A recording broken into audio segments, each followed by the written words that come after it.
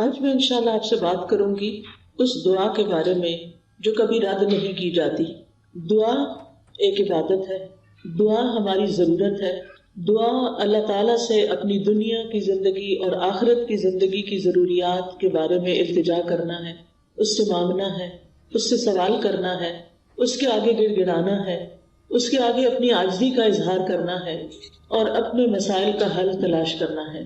ہم سب جانتے ہیں کہ اس دنیا میں ہم آزمانے کے لیے بھیجے گئے ہیں، ہم سب پر آزمائشیں آتی ہیں، ہم سب کے امتحان ہوتے ہیں۔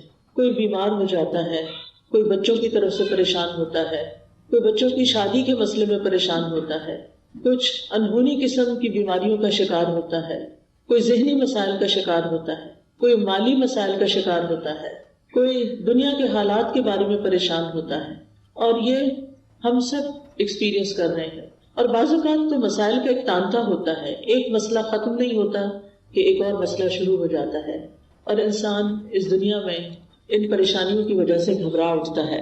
امام ابن القیم کہتے ہیں کہ دعا آزمائشوں کی دشمن ہے، یعنی ادھر آزمائش آئی تو اس کا مقابلہ دعا سے کیجیے۔ وہ کہتے ہیں کہ دعا مفید ترین علاجوں میں سے ایک علاج ہے، یہ آزمائشوں کی دشمن ہے، یہ مصیبتوں کو دور دھکیلتی ہے، ان کے ساتھ گتھم گتھا ہوتی ہے، ان کے واقع ہونے کو روکتی ہے اور مصیبتوں کو ختم کرتی ہے، یا مصیبت واقع ہو جائے تو اس کو کم کرتی ہے۔ دعا مومن کا ہتھیار ہے، مفید ترین دوا ہے۔ لہذا آج ہم بات کریں گے کہ ہم کس طرح دعا کریں کہ ہماری دعا قبول ہو اور ہم ان مسائل سے جو زندگی میں نبرد آزما ہیں، نبٹ رہے ہیں، ان کو ختم کرنے میں ہماری مدد کرے۔ تو بات یہ ہے کہ ہم سب جانتے ہیں کہ ہمیں اللہ تعالیٰ نے ہی پیدا کیا ہے اور اسی کی طرف ہمیں پلٹ کر جانا ہے، اور اسی کے ہاتھ میں ہر مشکل کا حل ہے، وہ ہر چیز پر قادر ہے، وہ سب سے بڑا ہے۔ اس کو دینے کے لیے، اسے کوئی مشکل حل کرنے کے لیے کسی سے پوچھنا نہیں پڑتا، کسی کی مدد لینی نہیں پڑتی۔ لہٰذا جب سب کچھ اسی کے اختیار میں ہے، لہو ملک السماوات والارض، آسمانوں اور زمین کی ملکیت، کنٹرول، سارے کا سارا اسی کے ہاتھ میں ہے۔ لہٰذا جب کوئی مشکل آئے تو ہمیں اسی کی طرف رجوع کرنا چاہیے۔ علماء نے عبادت کی جو قسم دعا سے متعلق بتائی ہے وہ دو طرح کی دعا ہوتی ہے، ایک دعا العبادہ اور ایک دعا المسئلہ۔ یعنی ہماری جتنی بھی عبادتیں ہیں، نماز، روزہ، حج، زکوٰۃ، جتنے بھی اعمال ہیں، ان سب کو بھی دعا کہا جاتا ہے، کیونکہ یہ بھی دراصل ہم اللہ سبحانہ تعالیٰ کے حضور جب حاضر ہوتے ہیں، مثلا نماز میں، تو آپ دیکھیے کہ ہم سینے پہ ہاتھ باندھ کے بھی دعا کرتے ہیں۔ ہم سمع اللہ لمن حمدہ کے بعد ربنا ولک الحمد حمدا کثیرا طیبا مبارکا فیہ اللہم لا مانع لما آتیت ولا معطی لما منعت، حمد کے بعد آخر میں پھر دعا کرتے ہیں۔ رکوع میں بھی دعائیں ہوتی ہیں، سجدے میں بھی دعائیں۔ حدیث میں آتا ہے کہ سجدے میں انسان سب سے زیادہ اللہ تعالیٰ کے قریب ہوتا ہے، تو وہاں بھی ہم دعا کرتے ہیں۔ پھر التحیات بھی دعا کے ساتھ، درود شریف بھی دعا ہے، بلکہ ساری دعاؤں کا خلاصہ ہے۔ اور اسی طرح قبولیت کا بہترین وقت درود شریف کے بعد نماز کے اندر دعا کرنا ہے، جہاں ہم رب اجعلنی اور دیگر دعائیں پڑھتے ہیں۔ پھر اسی طرح روزے کی حالت میں دعا قبول ہوتی ہے، افطار کے وقت دعا قبول ہوتی ہے۔ پھر ہم حج پہ جاتے ہیں تو ہر مقام پہ دعائیں قبول ہوتی ہیں۔ تو گویا ہماری عبادات بھی دراصل دعاؤں کا ہی مجموعہ ہے، اور وہ بھی دعاؤں کی قبولیت کا ذریعہ ہے۔ یعنی جب ہمیں کچھ چاہیے ہوتا ہے تو ہم اللہ تعالیٰ کی طرف رجوع کرتے ہیں۔ نبی صلی اللہ علیہ وسلم کا طریقہ کیا تھا کہ جب انہیں کوئی مشکل پیش آتی تو وہ کیا کرتے؟ نماز کے لیے کھڑے ہو جاتے اور نماز میں پھر دعا کرتے، اللہ تعالیٰ سے مدد مانگتے۔ قرآن مجید میں آتا ہے وَاسْتَعِینُوا بِالصَّبْرِ وَالصَّلَاةِ، مدد طلب کرو، مدد مانگو صبر اور نماز کے ساتھ۔ لہٰذا یہ دعا العبادت ہے، اس کا فائدہ انسان کو دنیا میں بھی ہوتا ہے اور آخرت میں بھی ہوتا ہے۔ دوسری دعا وہ ہوتی ہے جس میں ہم اللہ سبحانہ تعالیٰ سے سوال کرتے ہیں، کچھ مانگتے ہیں، اس کے آگے گڑ گڑاتے ہیں، تو اس کو دعا الطلب کہتے ہیں، دعا المسئلہ کہتے ہیں، جس میں ہم اللہ تعالیٰ سے التجا کرتے ہیں کہ وہ ہماری دعا قبول کر لے۔ اس کے بارے میں اللہ تعالیٰ فرماتے ہیں وَقَالَ رَبُّكُمُ ادْعُونِي أَسْتَجِبْ لَكُمْ، تمہارے رب نے کہا کہ مجھ کو پکارو، مجھ سے مانگو، میں تمہاری دعا قبول کروں گا. ایک اور جگہ پر آتا ہے سورۃ البقرہ میں وَإِذَا سَأَلَكَ عِبَادِي عَنِّي فَإِنِّي قَرِيبٌ أُجِيبُ دَعْوَةَ الدَّاعِ إِذَا دَعَانِ فَلْيَسْتَجِيبُوا لِي وَلْيُؤْمِنُوا بِي لَعَلَّهُمْ يَرْشُدُونَ. اور تمہارے رب نے فرمایا کہ مجھ سے دعا کرو میں تمہاری دعا قبول کروں گا، اور جب میرے بندے آپ سے میرے بارے میں سوال کریں تو بے شک میں قریب ہی ہوں، میں پکارنے والے کی پکار کا جواب دیتا ہوں جب بھی وہ مجھے پکارتا ہے. تو گویا اللہ سبحانہ وتعالی بندے کے بہت قریب ہے. فإنی قریب ایک اور جگہ پر آتا ہے ان ربی قریب مجیب کہ بے شک میرا رب قریب بھی ہے اور دعا قبول کرنے والا بھی ہے. لیکن دعا کی قبولیت کے لیے کیا کرنا چاہیے؟ فَلْيَسْتَجِيبُوا لِي وَلْيُؤْمِنُوا بِي لَعَلَّهُمْ يَرْشُدُونَ. ان کو چاہیے کہ وہ میری بات بھی قبول کریں، یعنی اگر وہ یہ چاہتے ہیں کہ ان کی دعا قبول ہو، ان کی بات قبول ہو، تو پھر وہ کیا کریں؟ وہ میری بات قبول کریں، میرے احکامات کو بھی قبول کریں. تو گویا اللہ تعالیٰ کی اطاعت بہت بڑا ذریعہ ہے دعاؤں کی قبولیت کا. اور پھر اسی طرح وَلْيُؤْمِنُوا بِي مجھ پر اعتماد کریں، ایمان رکھیں، یعنی دعا کرتے رہیں.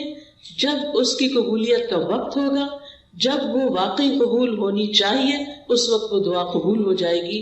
اس لیے مایوس نہ ہو، اعتماد رکھیں، ایمان رکھیں، یقین رکھیں.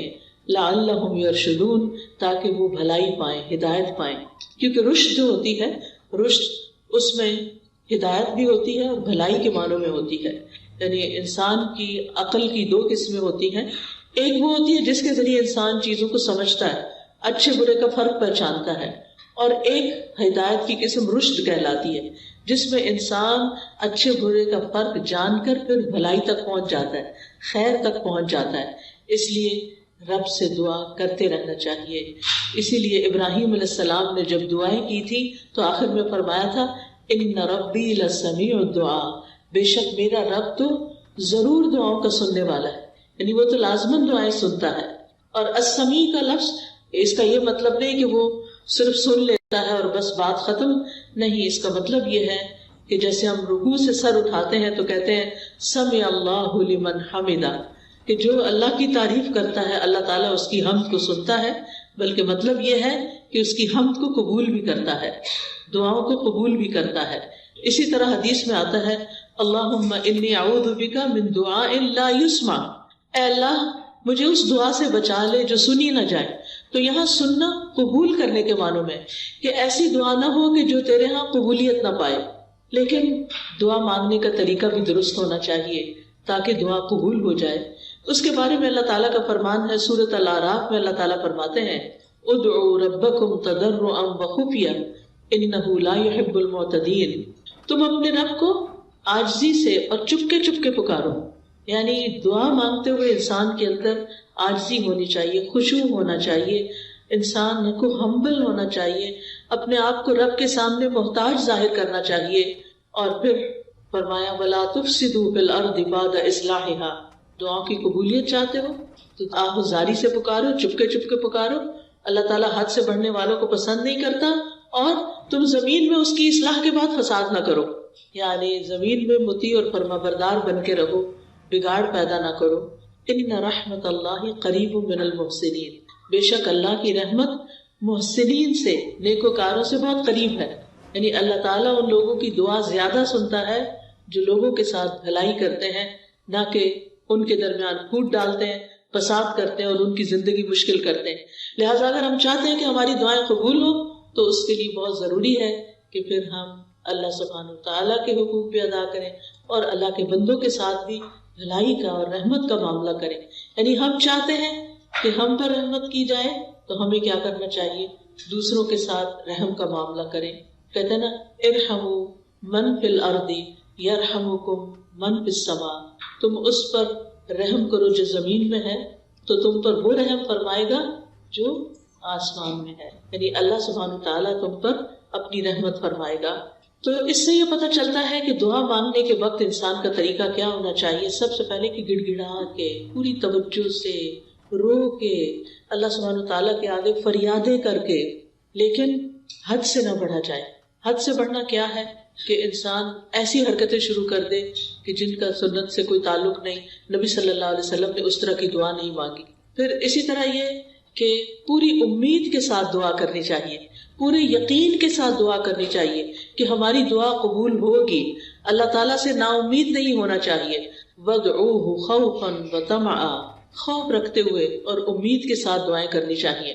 یعنی انسان دعا مانگنے سے رکے نہیں بلکہ مانگتا رہے. دیکھا جائے تو اللہ تعالیٰ کو تو انسان کی دعا کی ضرورت نہیں کہ بندہ اس سے ضرور مانگے.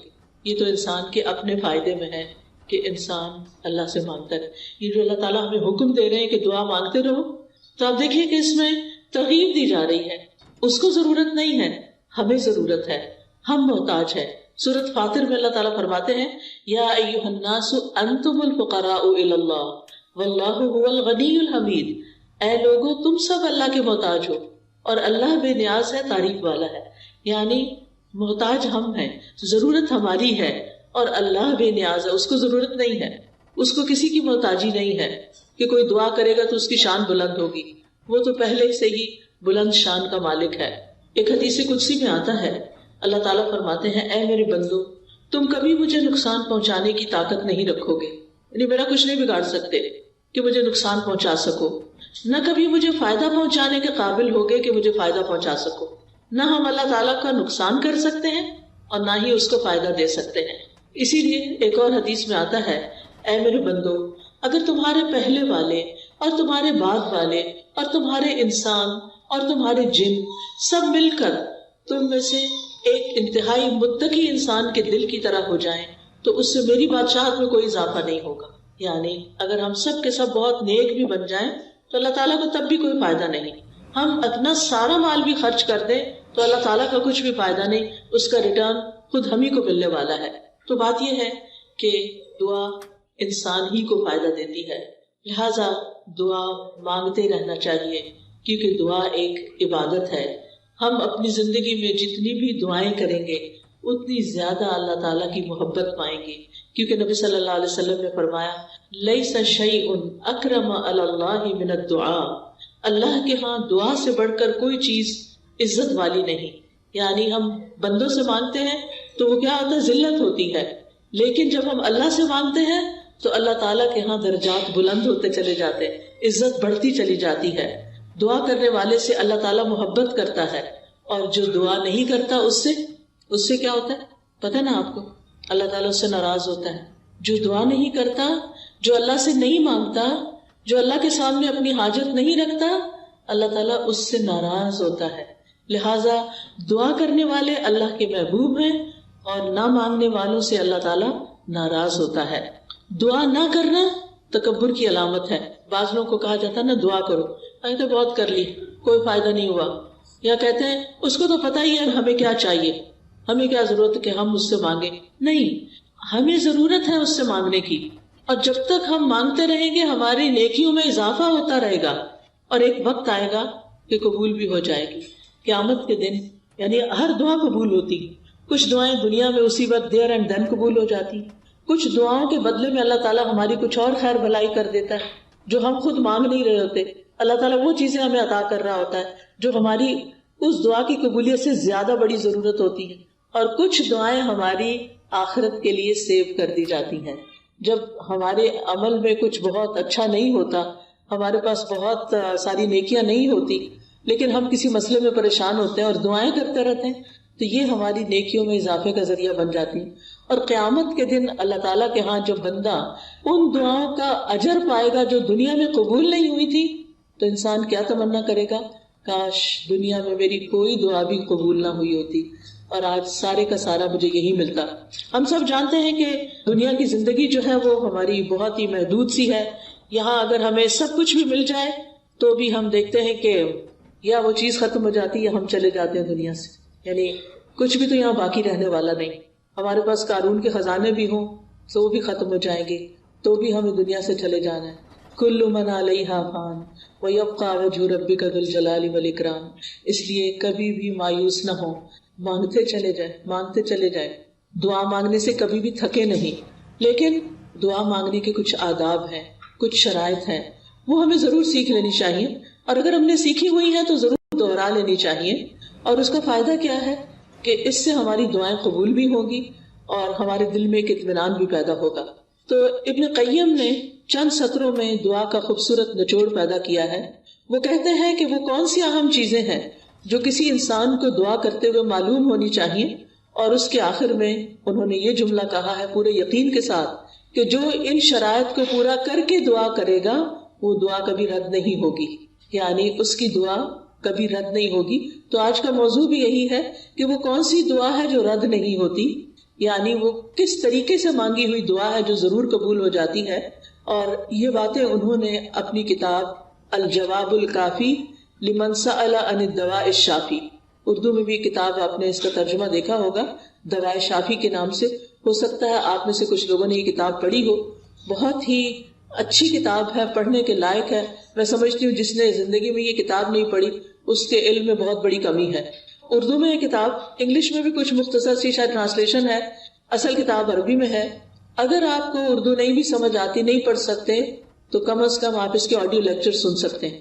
قرآن فار آل ایک ایپ ہے جس میں دواء شافی کے سارے لیکچرز ریکارڈڈ موجود ہیں. اس میں سے ایک ایک لیکچر اگر آپ کر کے سنیں گے تو کتاب ختم ہو جائے گی. آڈیو بک ہے وہ، اور چھوٹا چھوٹا میں نے ایکسپلین بھی کیا ہوا ہے اس میں. تو اس سے آپ کو زندگی گزارنے کے بہت سارے پر حکمت ایسے نکتے ملیں گے کہ جن کو اپنا کے آپ کی زندگی میں ایک اطمینان اور سکون پیدا ہو جائے گا. تو بہرحال اس کتاب کا ترجمہ النس اینڈ دا کیور کے نام سے بھی آپ دیکھیے گا ضرور. تو دعا کی قبولیت کے اسباب کون سے ہیں؟ اگر آپ کے پاس کاپی پین ہو تو اپنے پاس نوٹ کر لیجئے، اور اگر نہیں تو دل پہ لکھ لیجئے. سب سے پہلی چیز دل کا حاضر ہونا، یعنی دعا کی قبولیت کے لیے سب سے اہم ترین چیز کیا ہے کہ دل کی حضوری کے ساتھ دعا کی جائے. یعنی مقصد کو حاصل کرنے کے لیے مقصد کو پہلے اچھی طرح سمجھ لینا چاہیے کہ مانگنا کیا ہے. پھر مانگنے کے لیے الفاظ کیا ہونے چاہیے، کیونکہ آپ دیکھیے جتنے اچھے الفاظ سے آپ مانگتے ہیں نا، اور جتنے پیار سے مانگتے ہیں، جتنی عاجزی سے مانگتے ہیں، تو جو آپ مانگتے ہیں وہ آپ کو مل جاتا ہے. آپ کسی انسان سے بھی، کسی بچے سے بھی، مثلا بعض اوقات ایسا ہوتا ہے نا، بچہ آپ کی کوئی چیز اٹھا کے بھاگ جاتا ہے تو آپ اسے کہتے ہیں ادھر آؤ، واپس لاؤ، تو کیا ہوتا ہے وہ اور دور بھاگتا ہے. لیکن اگر آپ پیار سے اس کو کہتے ہیں اچھا یہ دیکھو ادھر آؤ، میرے پاس یہ چیز بھی ہے تمہارے لیے، آؤ، تو وہ اس چیز کو دیکھتا ہے تو وہ فوراً آ جاتا ہے. تو جو پیار کی بات ہوتی ہے نا، محبت کی بات ہوتی ہے، اور توجہ سے بات جو کی جاتی ہے، اس کا اثر ہی کچھ اور ہوتا ہے. بعض اوقات ہم ایسے کرتے ہیں، ہمارے ہاتھ میں فون ہوتا ہے اور ہم کسی سے بات کر رہے ہوتے ہیں تو وہ دوسرے کو کوئی اثر نہیں ہوتا، بچے اس بات کا کوئی اثر نہیں لیتے. تو توجہ، دل کی حضوری، اچھے الفاظ، اور غفلت سے باہر آ کے اچھے سے مانگنا. کیونکہ حدیث میں آتا ہے وَاعْلَمُوا أَنَّ اللَّهَ لَا يَسْتَجِيبُ دُعَاءً مِّن قَلْبٍ غَافِلٍ لَاهٍ، جان لو بے شک اللہ غافل اور لہو لعب یعنی کھیل کود میں مبتلا دل کی دعا قبول نہیں کرتا. یعنی دھیان ہمارا کہیں اور لگا ہوا ہے، کان ہمارے کہیں اور لگے ہوئے ہیں، اور ہم صرف زبان سے کوئی کتاب اٹھا کے، آج کل تو بہت سہولت ہو گئی ہے نا کہ خود سے سوچنا بھی نہیں پڑتا کیا مانگنا ہے، بس بک اٹھائی دعاؤں کی، یا کوئی کارڈ اٹھا لیا، یا پھر کوئی ایپ کھول لی اور لفظ پڑھنا شروع کر دیے. ٹھیک ہے وہ بھی دعائیں ہیں، لیکن ان کو بھی سلیقے سے پڑھنے کی ضرورت ہے. ان پر بھی جب آپ پڑھتے ہیں نا تو صرف ایسے نہیں کہ قرآن کی تلاوت کر رہے ہیں بغیر سوچے سمجھے تو دعائیں بھی بغیر سوچے سمجھے پڑھتے چلے جائیں، ایسا نہیں کرنا، بلکہ جو کچھ بول رہے ہیں اس کو سمجھنا بھی ہے، کیا مانگ رہے ہیں، کیوں مانگ رہے ہیں. لہٰذا ہمیں غفلت سے نکلنا ہے، دل حضوری کے ساتھ مانگنا ہے، ڈسٹریکشن سے بچنا ہے. جو آپ کی خاص خاص دعائیں نا وہ ایسے وقت میں کیا کریں جب ڈسٹریکشن نہ ہو. کیونکہ بعض اوقات آپ دعا مانگ رہی ہیں اور ادھر سے بچہ آپ کو کھینچ رہا ہے، ادھر سے فون بج رہا ہے، ادھر سے کوئی گھر کے باہر کھڑا ہے، ادھر سے آپ کو خوشبو آ رہی ہے کہ ہنڈیاں جل رہی ہے. اب آپ سوچیں کیا دعا مانگی جائے گی، کیسی دعا ہوگی وہ، اور پھر اس میں قبولیت کیا ہوگی. جب آپ کو خود ہی پتہ نہ ہو، کان کہیں لگے، آنکھیں کہیں لگے، ناک کہیں لگے، کیا پتہ چلے گا کیا مانگا کیا نہیں مانگا. لہٰذا ایسے وقت میں مانگے جب آپ اکیلے ہوں، تنہا ہوں، آپ اور آپ کا رب ہو، پھر آپ اسے چپکے سرگوشیاں کریں. اذ نادى ربه نداء خفيا، زکریا علیہ السلام نے اپنے رب کو پکارا تھا چپکے خفیہ. ادعوا ربکم تضرعا وخفیا، عاجزی اور زاری بھی ہو اور چپکے مناجاتیں بھی ہوں. کیونکہ دعا کرتے وقت جذبات بھی ساتھ ہونے چاہیے، یعنی اللہ کی رحمت کو محسوس کرنا چاہیے، اللہ کا شکر ادا کرنا چاہیے کہ اس نے توفیق دی ہے. اور پھر اس یقین کے ساتھ کہ اللہ بڑا مہربان ہے، رحم فرمانے والا ہے، وہ اس وقت بھی سن رہا ہے، وہ میرے دل کی حالت جانتا ہے، اور وہ کچھ دے سکتا ہے جو میں مانگ رہی ہوں. جب آپ بندوں سے کچھ مانگتے ہیں نا تو بعض اوقات ان کے پاس ہوتا بھی ہے، وہ نہیں دیتے، لیکن اللہ تعالیٰ جب دیتے ہیں تو اس کے خزانوں میں تو کمی ہوتی ہی نہیں. بندوں کو تو یہ خوف ہوتا ہے نا، ہم نے دے دیا تو ہمارا کیا بنے گا. ہر دفعہ ایسے ہی ہوتا ہے نا، کوئی ہم سے کچھ مانگ لے تو پہلے ہم سوچتے ہیں ہمارا کام چلے گا دینے کے بعد، بس اتنا ہی دیتے ہیں جتنا ہم بس دینا چاہتے ہیں، اس سے آگے نہیں. اللہ سبحانہ وتعالیٰ کے خزانے بھرے ہوئے ہیں. جب سے زمین و آسمان بنا ہے وہ خرچ کیے چلے جا رہا ہے، لیکن اس کے خزانوں میں قطرے برابر بھی کمی نہیں ہوئی، قطرے برابر بھی کمی نہیں ہوئی. اس کو کیا فرق پڑتا ہے؟ اور جب ہم یہ جانتے ہیں کہ زمین و آسمان کی ہر چیز اس کے کنٹرول میں ہے، وہ بادشاہ ہے، وہ مالک ہے، اور وہ دینے پہ پوری طرح قادر ہے، تو پھر ہم اس امید کے ساتھ مانگیں. قرآن مجید میں آتا ہے کہ وَإِن مِّن شَيْءٍ إِلَّا عِندَنَا خَزَائِنُهُ وَمَا نُنَزِّلُهُ إِلَّا بِقَدَرٍ مَّعْلُومٍ. کوئی چیز ایسی نہیں، یو نیم اٹ، کہ جس کے خزانے ہمارے پاس نہ ہو، لیکن ہم ان خزانوں میں سے کتنا کتنا دیتے ہیں، کتنا کتنا اتارتے ہیں، ایک معلوم اندازے کے مطابق، ایک مقرر اندازے کے مطابق. کیونکہ اللہ تعالیٰ الحکیم بھی ہے، اس کو پتا ہے کس انسان کو کب کون سی چیز دینی چاہیے، کیونکہ وہ ہمارے بارے میں ہم سے زیادہ جانتا ہے نا، کہ اگر میں نے اس کی دعا قبول کر لی اور اس کو وہ مل گیا جو چاہتا ہے، پھر یہ مجھے بھول جائے گا. اور مجھ سے غافل ہونا اور بھولنا اس بندے کے حق میں نقصان دہ ہے. لہٰذا بہتر ہے کہ اس کی دعا ابھی قبول نہ کی جائے، یہ کچھ اور مانگ لے. یعنی بعض لوگوں کی دعا صرف اس لیے قبول نہیں کی جاتی کہ ان کا رونا اللہ کو پسند ہوتا ہے، ان کا مانگتے رہنا اللہ کو پسند ہوتا ہے. کیونکہ جب ہم دکھی ہوتے ہیں، تکلیف میں ہوتے ہیں، پریشان ہوتے ہیں، تو پھر ہم اللہ کی طرف رجوع کرتے ہیں. اور جب ہماری ضروریات پوری ہو جاتی ہیں تو پھر ہم کیا کرتے ہیں؟ پھر تو ہم نماز پڑھنا بھی بھول جاتے ہیں، پھر ہم صدقہ خیرات دینا بھی بھول جاتے ہیں. لہٰذا اللہ سبحانہ وتعالیٰ ہمیں کسی نہ کسی مشکل میں ڈالے رکھتا ہے ہمارے فائدے کے لیے، ہماری بھلائی کے لیے، تاکہ ہم اللہ تعالیٰ کی طرف رجوع کرتے رہیں. نبی صلی اللہ علیہ وسلم نے فرمایا ادعوا اللہ وانتم موقنون بالاجابہ، تم اللہ سے مانگو اس یقین کے ساتھ کہ تمہاری دعا ضرور قبول کی جائے گی، پورا یقین ہو. لہٰذا جب آپ کو یقین آئے گا نا تو غفلت بھی دور ہو جائے گی، دعا میں دل حاضر رہے گا، اور آپ اس طرح دعا کے قبولیت کی پہلی شرط پوری کر دیں گے. دوسری چیز جو ہے وہ ڈسٹریکشن ہے. ڈسٹریکشن کا مطلب یہ ہے کہ انسان کبھی کہیں دیکھے، کبھی کہیں دیکھے، کبھی کچھ سوچے، کبھی کچھ سوچے، اور جو مانگ رہا ہے اس کی خبر نہ ہو اس کو. تو ہمیں سمجھ کر دعا کرنی، سمجھ کر، یعنی یہ دوسرا اہم نقطہ ہے، حاضر دل کے ساتھ اور سمجھ کر. کیونکہ اگر پتہ ہی نہیں مانگ کے آ رہے ہیں تو پھر کیا فائدہ. اور پھر یہ ہے کہ اگر عربی میں دعا مانگنی نہیں آتی تو الٹے سیدھے لفظ پڑھ کے نہ مانگیں، اردو میں مانگ لیں، انگلش میں مانگ لیں، پنجابی میں مانگ لیں، جو آپ کی زبان ہے اس میں مانگ لیں، تو آپ کے لیے کچھ مشکل نہیں ہے. اللہ تعالیٰ کو ساری زبانیں آتی ہیں. ایک ہم ہیں، ہمارے لیے ریسٹرکشن، ہماری لمیٹیشنز ہیں. ہمیں ایک زبان آتی ہے تو دوسری نہیں آتی، انگریزی آتی ہے تو فرینچ نہیں آتی، اردو آتی ہے تو پنجابی نہیں آتی بچوں کو. تو کتنی لمیٹیشن ہے ہماری. اللہ تعالیٰ کے لیے کچھ مشکل ہے. کسی بھی ڈائلیکٹ میں، کسی بھی زبان میں، کسی بھی وقت، کسی بھی لمحے کچھ بھی مانگتے ہیں، وہ سب کچھ سمجھتا ہے، جانتا ہے، اور دینے پر پوری طرح قادر ہے. پھر آپ دیکھیے کہ دعا کرتے وقت کسی بے مقصد کام میں مشغول نہ ہو. اچھا بعض لوگ موبائل سے دعائیں پڑھتے ہیں، ٹھیک ہے، سہولت کے لیے پڑھ سکتے ہیں آپ. اب کیا ہوتا ہے، اتنے میں اوپر ایک نوٹیفیکیشن آ جاتا ہے. اچھا آدھی دعا پڑھی، آدھا میسج پڑھا، نہ ادھر کے نہ ادھر کے، ملٹی ٹاسکنگ ہو رہی. دنیا کے کاموں میں تو ملٹی ٹاسکنگ آپ کر سکتے ہیں، لیکن اللہ تعالیٰ کے ہاں تو بس ایک وہ ہے، اس کو ایک مانتے ہوئے بس وہ اس میں بھی یہ بھی شریک کرنا پسند نہیں کرتا کہ جب ہم اس سے بات کر رہے ہوں تو ہم اوروں کے بارے میں سوچ رہے ہوں، یا اس سے بات کر رہے ہوں تو بیچ میں کسی اور سے باتیں شروع کر دیں. اس کو یہ پسند نہیں ہے. لہٰذا ہمیں ڈسٹریکشن سے بچنا ہے. بعض اوقات یہ ہوتا ہے کہ کوئی چیز ہمارے انگوٹھی وغیرہ ہاتھ میں ہوتی ہے تو کچھ لوگ کیا کرتے ہیں، دعا مانگتے اس سے کھیلنا شروع کر دیتے ہیں، کوئی بٹن کھول بند شروع کر دیتا ہے، کچھ اور کرنے لگتے ہیں. ان ساری چیزوں سے بچنا ہے. اس وقت کپڑے نہیں سنوارنے، کوئی اور کچھ نہیں، کھجانا شجانا بھی نہیں. اگر کھجانا پہلے کھجا لیں اور پھر اس کے بعد دعا کرنی شروع کریں. یعنی 100% آپ کی توجہ دعا کی طرف ہونی چاہیے. ہمارے اسلاف میں سے کسی نے ایک شخص کو دیکھا کہ دعا کر رہا تھا، ساتھ کنکریوں سے کھیل رہا تھا. انہوں نے کہا یہ کنکریاں پھینک دو اور اپنی دعا پہ توجہ کرو. دعا کرتے ہوئے تمہارا دل اور اعضاء سارے، پورا جسم اس طرف متوجہ ہونا چاہیے. تو یہ تھی پہلی شرط. ٹھیک ہے. دوسری شرط یا دوسرا نقطہ یا دوسرا ادب کیا ہے؟ قبولیت کے 6 اوقات میں سے کسی وقت میں دعا کرنا. اب قبولیت کے 6 اوقات کون سے ہیں میں بھی آپ کو بتاتی ہوں. یہ 6 اوقات ایسے ہیں جن میں دعا قبول ہو جاتی ہے اور کبھی رد نہیں ہوتی. لہٰذا دل کو حاضر رکھنے کے ساتھ ساتھ دوسری چیز وقت کا انتخاب ہے کہ کس وقت آپ مانگیں، کون سا زیادہ سوٹیبل ٹائم ہے. تو ان میں سے سب سے پہلے رات کا آخری تہائی حصہ، 1/3 of last part of the night. اب وہ کیا ہے؟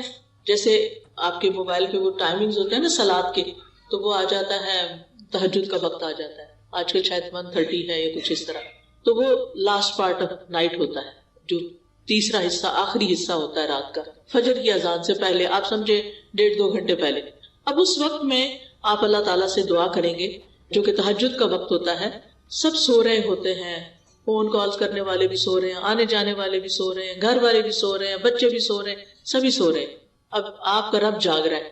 لہٰذا جب آپ کی آنکھ کھلے تو آپ اپنے رب کو پکاریں، چاہے آپ بستر میں لیٹے ہوئے پکاریں. منع نہیں ہے لیٹ کے دعا کرنا، آپ لیٹ کے بھی دعا کر سکتے ہیں. اس وقت کوئی آپ کو دیکھ نہیں رہا ہوگا، آپ اللہ کے آگے رو سکتے ہیں، آپ اپنی التجائیں فریادیں کر سکتے ہیں. اگر کوئی ساتھ سویا ہوا ہے تو پھر زور سے نہیں بولیے، دل دل میں بولیے، کیونکہ اللہ تعالیٰ نے اجازت دی ہے کہ ادعوا ربکم تضرعا وخفیہ، خفیہ خفیہ، چپکے چپکے، وسپرنگ میں، دل ہی دل میں اللہ کے ساتھ فریادیں کرنا شروع کر دیں. اور یہ دل کی حضوری کا بہترین وقت ہے. حدیث میں آتا ہے ہمارا رب تبارک و تعالی ہر رات آسمان دنیا پہ نزول فرماتا ہے. جب رات کا آخری تہائی حصہ باقی رہ جاتا ہے اور وہ آواز دیتا ہے کوئی جو مجھ سے دعا کرے تو میں اسے قبول کر لوں. اللہ تعالیٰ خود پکار رہے ہیں، مانگو مجھ سے. ہے کوئی جو مجھ سے مانگے تو میں اسے عطا کر دوں. ہے کوئی جو مجھ سے بخشش طلب کرے تو میں اس کو معاف کر دوں. اور یہ ہر رات ہوتا ہے، ایوری نائٹ. لہٰذا اس وقت سے فائدہ اٹھانا چاہیے. اگر ہم اپنے گناہوں سے پریشان ہیں، اپنی بری عادتوں سے پریشان ہیں، اپنے کچھ مینٹل ہیلتھ کے بارے میں پریشان ہیں، کسی خاص مسئلے کے بارے میں پریشان ہیں، تو اس آخری حصے میں رات کے اٹھیں اور اللہ تعالیٰ سے دعا کریں.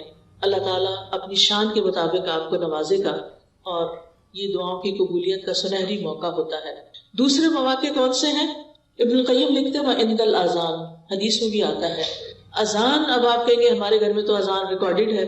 بالکل ریکارڈڈ اذان بھی اذان ہے، وہ کچھ اور تو نہیں ہے نا. بعض لوگ کہتے ہیں اچھا اس کا جواب دیں. بھائی کیوں نہ دے، وہ کیا کہہ رہے ہیں؟ وہ وہی تو کہہ رہے ہیں جو اذان کے الفاظ ہیں. اب آپ مسجد میں بھی ہوتے ہیں تو کیا آپ کو مؤذن کی اصل آواز آ رہی ہوتی؟ نہیں نا. کس میں سے آ رہی ہوتی؟ مائک کے تھرو آ رہی ہوتی ہے. لہٰذا وہاں بھی آپ جواب دیں گے، اور گھر میں جب موبائل پہ اذان لگے گی یا اذان کلاک پہ اذان لگے گی اس کا بھی آپ پورا جواب دیں گے اور اس کے بعد دعا کریں گے. وہ قبولیت کا وقت ہے. اچھا کچھ لوگ تو گھروں میں اذان آن ہی نہیں کرتے، موبائل پہ بھی انہوں نے بس وہ چھوٹی سی اذان رکھی ہوئی ہے جو بس تھوڑا سا نوٹیفیکیشن دیتی ہے، 2 دفعہ اللہ اکبر کر کے وہ بند ہو جاتی ہے. نہیں، اپنے گھروں میں اذان لگائیں. پہلے تو الفجر کی وہ اذان ہوتی تھی، کلاک ہوتا تھا، وہ گھروں میں عام طور پر بج رہا ہوتا تھا. تو بہت ضروری ہے ہمارے گھروں کے اندر جو شیاطین کا اثر ہے، جو بے چینیاں ہیں، جو بچوں کی نافرمانیاں ہیں، ان میں بہت بڑی وجہ یہ ہے کہ گھروں میں قرآن نہیں پڑھا جاتا، گھروں میں اذان کی آواز نہیں سنائی دیتی. ہم ایسی جگہوں پر رہتے ہیں کہ جہاں پر اذان نہیں آتی. لہٰذا بہت ضروری ہے کہ آپ ہر طرح کے شر سے بچنے کے لیے گھر میں اذان بلند آواز سے لگائیں کہ ہر نماز کے وقت پر اذان لگ جائے اور اس کا جواب دیں گے. آپ اللہ اکبر کا اللہ اکبر جو مؤذن کہتا جاتا ہے آپ جواب میں وہی بولتے جائیں گے. اور جب وہ حی علی الصلاۃ اور حی علی الفلاح کہے گا تو اس وقت آپ لا حول ولا قوۃ الا باللہ پڑھیں گے. اور اس کے بعد پھر یہ ہے کہ آپ یہ دعا پڑھیں گے اللہم رب هذه الدعوة التامة والصلاة القائمة آت محمدا الوسیلة والفضیلة وابعثه مقاما محمودا الذی وعدته. اور پھر درود شریف پڑھ کے جو دل میں ہے آپ کے مانگے اللہ سے، انشاءاللہ آپ کی دعا قبول ہوگی. اور پھر اس کے بعد یہ ہے کہ دعا کی قبولیت کا تیسرا وقت اذان اور اقامت کے بیچ میں. جیسے آپ مسجد میں گئے ہیں، جمعہ پڑھنے کے لیے گئے ہیں، یا ویسے آپ واقع چلے گئے مسجد کے اندر، اذان ہو رہی تھی تو آپ اذان کا تو آپ نے جواب دے دیا، دعا کر لی. تھوڑی دیر کے بعد اقامت ہوتی ہے جب نماز کھڑی ہوتی ہے. یہ بیچ کا وقت بڑا ہی قیمتی وقت ہے. یہ سارا وقت دعاؤں کی قبولیت کا وقت ہے. لیکن افسوس کے ساتھ یہ کہنا پڑتا ہے کہ ایون جمعے کے دن مسجد میں ہوتے ہوئے لوگ اس وقت کی قدر نہیں کرتے، جبکہ وہ وقت بھی قبولیت کا وقت ہوتا ہے۔ لہٰذا آپ کا دل اگر بوجھل ہے، آپ پریشان ہیں، آپ جہاں ڈرائیو کیجیے اور جائیے مسجد میں جا کے بیٹھ جائیے، اذان سنیے، اذان اور اقامت کے بیچ میں خوب خوب اللہ سے رو کے دعائیں کیجیے اور پھر نماز پڑھ کے آ جائیے۔ عورتوں کا مسجد جانا منع نہیں، امہات المومنین کو دیکھتے ہیں، صحابیات کو دیکھتے ہیں، سب مسجد جاتی تھی، بلکہ فجر کی نماز میں شریک ہوتی تھی، عشاء کی نماز میں شریک ہوتی تھی، اور نبی صلی اللہ علیہ وسلم نے فرمایا کہ تم عورتوں کو مسجد آنے سے مت روکو۔ لہٰذا یہاں اگر گھر کے اندر آپ کی سیٹسفیکشن نہیں ہوتی تو آپ اللہ کے گھر بیت اللہ شریف جانا تو دور کی بات ہے، وہاں تو ہر وقت کی دعائیں قبول ہو رہی ہوتی، لیکن یہاں بھی جو آپ کے لوکل مساجد ہیں ان کو بھی آباد کیجیے۔ کتنا افسوس ہوتا ہے کہ رمضان میں پھر لوگ مسجدوں میں آ جاتے ہیں اور رمضان ختم ہوتا ہے، کسی وقت آپ جا کے دیکھیں عصر کی نماز میں چند نمازی ہوں گے، مغرب کو جا کے دیکھیں، فجر کو جا کے دیکھیں، حالانکہ مردوں کے لیے مسجد میں نماز پڑھنا واجب ہے، لازم ہے، اور عورتوں کے لیے اس کی رخصت ہے کہ جب چاہیں جائیں۔ لہٰذا اس وقت کو آپ نے ضائع نہیں کرنا۔ پھر دعا کی قبولیت کا چوتھا وقت فرض نماز کے آخر میں، فرض نماز کے آخر میں وہ کون سا وقت ہوتا ہے؟ سلام پھیرنے سے پہلے، جہاں آپ اتحیات پڑھتے ہیں نا، تو اتحیات پڑھنے کے بعد درود شریف پڑھتے ہیں، آپ نے ساری نماز مکمل کر لی، اب آپ اس وقت صرف ربی جل پڑھ کے سلام نہ پھیر دیں، وہ بھی پڑھیں، اور اس کے علاوہ آپ کی جو بھی دعا ہے دل میں، اردو میں نہیں مانگے، آپ دیکھ لیں مسنون دعا میں سے کون سی دعا سے ملتی جلتی، یا آپ صرف استغفار پڑھنا شروع کریں، کیونکہ استغفار سے کیا فائدے ہوتے ہیں؟ یعنی آپ کہیں استغفر اللہ ربی من کل ذنب واتوب الیہ، ربی انی ظلمت نفسی، یہ دعا تو مسنون دعا ہے ویسے بھی، ربی انی ظلمت نفسی ظلما کثیرا ولا یغفر الذنوب الا انت، تو یہ دعا آپ پڑھ سکتے ہیں اور دل میں اپنی حاجت رکھیں۔ سورۃ نوح اگر آپ پڑھیں تو اس میں آتا ہے کہ نوح علیہ السلام نے اپنی قوم کو بہت سمجھایا تھا اور کہا تھا، میں نے اپنی قوم سے کہا کہ اپنے رب سے استغفار کرو۔ استغفار کا مطلب ہوتا ہے اپنے گناہوں کی معافی مانگو۔ فائدہ کیا ہوگا؟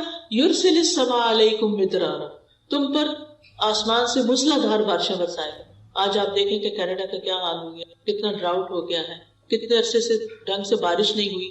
ہم اس کو فار گرانٹیڈ لیتے ہیں کیونکہ ہر تھوڑے دن بعد بارش، ہر تھوڑے دن کبھی سنو ہو رہی ہے، کبھی بارش ہو رہی، ہم سمجھتے تھے یہ ہمارا حق ہے۔ لیکن اب آپ دیکھیں مہینہ ہوا ہے مجھے واپس آئے ہوئے اور مسلسل دھوپ نکل رہی ہے یا بادل آ رہے ہیں، ہلکی پھلکی فوار پڑتی ہے اور بات ختم ہو جاتی ہے۔ کتنی جگہوں پر آگ لگی ہوئی ہے اور اس کی پولوشن یہاں تک، اس کا دھواں اسموک یہاں تک آ رہا ہے اور لوگوں کے گلے خراب ہو رہے ہیں۔ اور کیا کہہ رہے ہیں ماہرین کہ اس کا حل صرف بارش ہے، بارش ہوگی تو یہ آگ بجھے گی۔ ان کے پاس کوئی طریقہ ذریعہ نہیں ہے آگ بجھانے کا۔ تو آپ خود سوچئے کہ ہم سب کو اجتماعی استغفار کرنی چاہیے۔ ہم یہ نہ سوچے کہ سب کچھ ہے کہ کیا فرق پڑتا ہے اگر نہیں بھی بارش، تو اچھا موسم ہے، باہر چھتری نہیں لے کے جانی پڑے گی، پارک میں جا کے بیٹھیں گے، دھوپ میں بیٹھیں، نہیں۔ بارش کی انسانوں کو، جانوروں کو، پرند چرند ہر ایک کو ضرورت ہوتی ہے، پودوں کو ہماری ضرورت ہے، ہم سب کو ضرورت ہے۔ اگر پانی کی سطح نیچے چلی جائے تو آپ دیکھیں کہ کھیت ویران ہو جاتے ہیں۔ لہٰذا اللہ سبحانہ وتعالیٰ سے استغفار کرنا ہے۔ اور پھر آسمان سے بارشیں برسنے کے علاوہ کیا ہے؟ تمہارے لیے مال اور اولاد ہوگی، یعنی تمہیں مال بھی ملے گا، اگر کسی کو اپنے فائنینشیل پرابلمز ہیں وہ بھی کثرت سے استغفار پڑھے، یا اولاد کی طرف سے کوئی پریشانی ہے، بچے ہیں نہیں، بچے ہیں لیکن بیمار ہیں، بچے ہیں لیکن بات نہیں مانتے، بچے ہیں لیکن شادی نہیں ہو رہی، کوئی بھی مسئلہ اولاد سے ریلیٹڈ ہے تو کیا کرے؟ استغفار کی کثرت کر دے، اپنے گناہوں کی معافی مانگتے چلے جائیں۔ اور وَيَجْعَلْ لَكُمْ أَنْهَارًا، تمہارے لیے نہریں جاری کر دے گا اللہ تعالیٰ، باغات ہوں گے، نہریں ہوں گی۔ تو جب فرض نماز ختم کریں تو اس سے پہلے کم از کم ایک دفعہ استغفار ضرور پڑھ لیں۔